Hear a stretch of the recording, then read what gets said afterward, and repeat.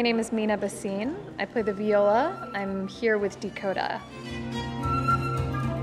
It's really powerful to come together as artists and see how we each deal with our environments and what we're all doing as artists to make change.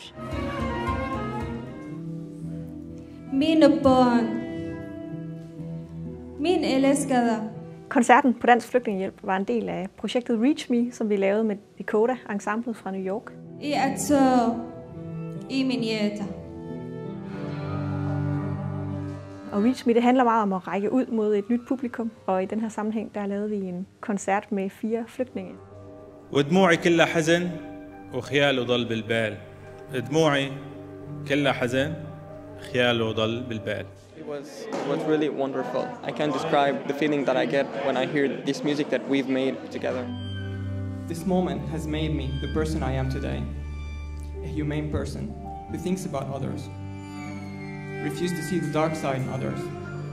It was performing in front of all these people. It was really scary at first, but when you just start and hear the music and the music that you've made, the lyrics that you wrote, you just don't care about the people, just have fun. جيمو 20 سنة من حياتي عداو نوار يحسبونا ديكوباي بلاد ولات لابوراتوار البريمير ايطاب سيكو فوضى مونتال داروا صح. After 2 days of working, we hear music about it and we could feel the story with the music, with the art that you've made.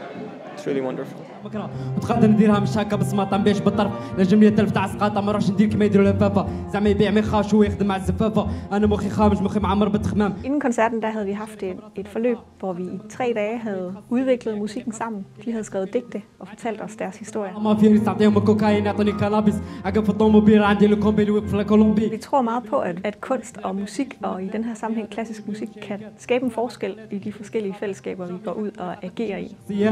تقدر نديرها بصح انا ما درتهاش كنت قادر نعملها بصح لا ما حبيتهاش حبوا يقلبوا لي راي يقلبوني راك راي انا صح كاميكاز بصح مش ليكم باي. Det har en meget stor betydning at vi står på scenen sammen og det er meget rørende og det er bare en helt vildt god oplevelse at man kan være med til at gøre en forskel som musiker.